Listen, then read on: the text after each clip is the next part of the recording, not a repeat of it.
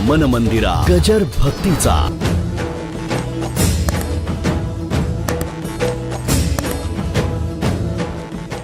की आमच्याकडे पहिल्यांदा टी व्ही जेव्हा आला, ब्लॅक अँड व्हाईट होता तेव्हा काही हे रिमोटचं नव्हतं.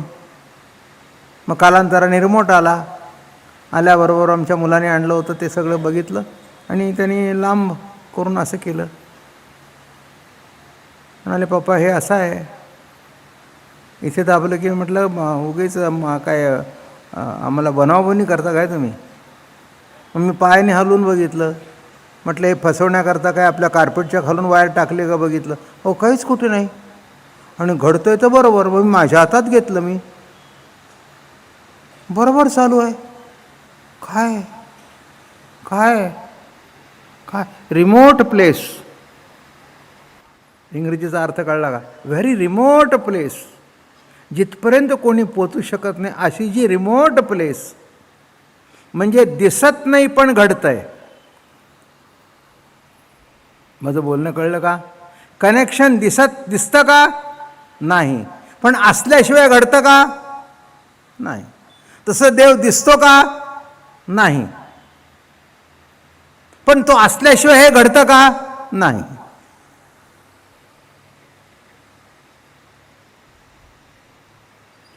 नाही का. मला ते खरंच ते रिमोट हातात घेताना ना अख्खं तत्त्वज्ञान दिसतं त्याच्यात. अहो किती गुप्त की सरळ चालू आहे पण आपल्याला दिसत नाही. बटन दाबलं की पाहिजे ते. क्रिकेटची मॅच म्हटली की तो चॅनल लावला की कुठे लंडनला जाऊन पोचलो. मी म्हटलं कुठे लंडन आणि कुठे हे एवढं 6 इंचाचं नाही, कुठे जगत आणि कुठेही आत्मज्योत. काय म्हटलं मी. कुठेही विश्व आणि कुठेही आत्मज्योत. विषय कठीण आहे तसा. आपल्या बुद्धीच्या पलीकडे आहे. आपण टी व्ही वापरतो पण तो कसा चालतो, तो रिमोट कसा चालतो हे आपल्या बुद्धीच्या पलीकडे आहे. जो काम करतो त्यालाच कळतं. जो मेकॅनिक आहे त्यालाच कळतं. तसं हे कसं घडतं आपण तर्कवितर्क करतो, पण जो चालवतो त्यालाच कळतं.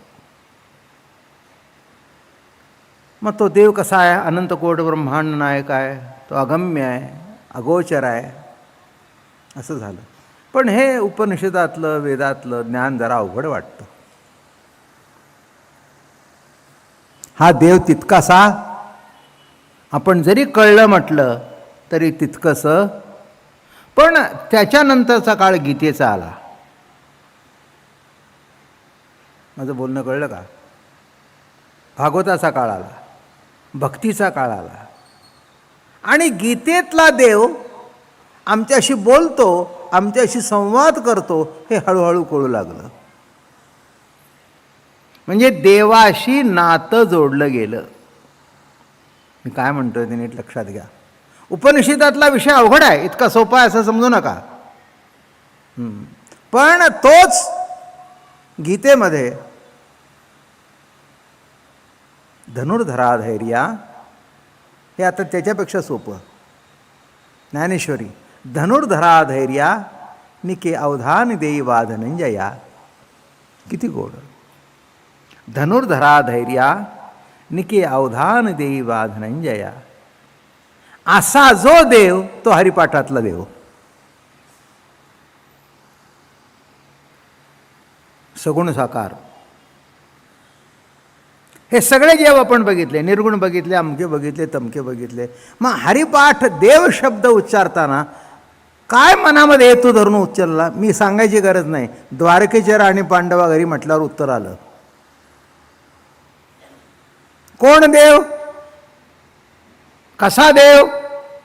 हे बघा, कोणत्याही गोष्टीशी नातं जोडल्याशिवाय आणि आपलेपणा निर्माण झाल्याशिवाय तो आपल्याला चांगला कळत नाही.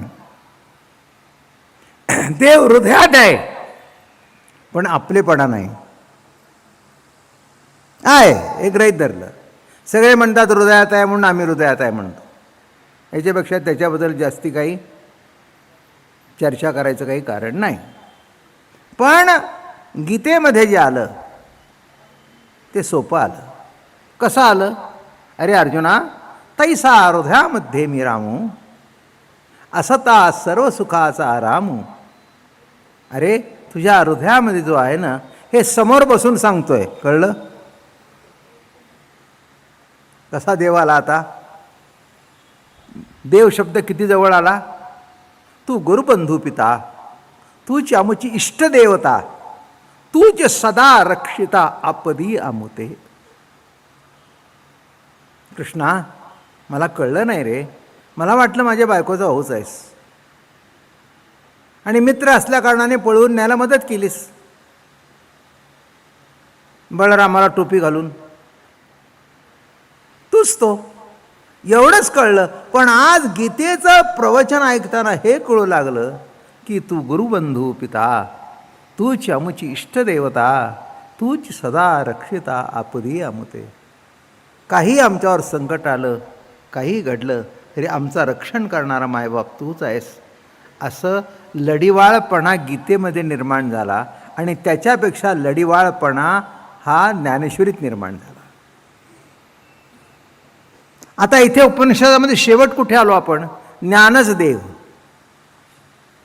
कुठे आलो? प्राण. प्राण चालवतो तोच देव, तोच आत्मा, त्यालाच ज्ञान म्हणतात. म्हणून परवाच्या प्रवचनामध्ये एकादशीच्या आदल्या दिवशी सत्ता मात्र ज्ञान हा शब्द वापरला होता मी.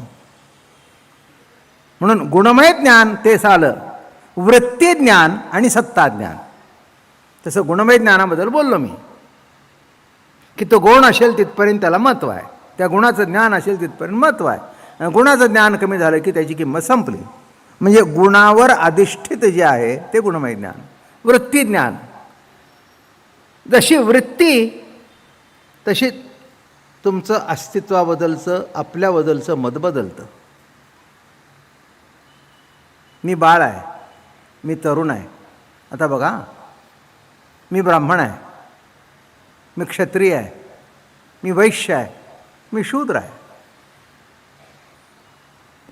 काय आहे? नीट लक्षात घ्या बरं का, ही वृत्तीच आहे. बाळाला जन्माला आल्यानंतर थोडंसं 7-8 वर्षाचं होईतोपर्यंत त्याला काय माहिती होतं मी ब्राह्मण आहे का, क्षत्रिय आहे का, वैश्य आहे का, शूद्र आहे? कळलं का रे? कुणाकडे जाऊन खायचं नाही.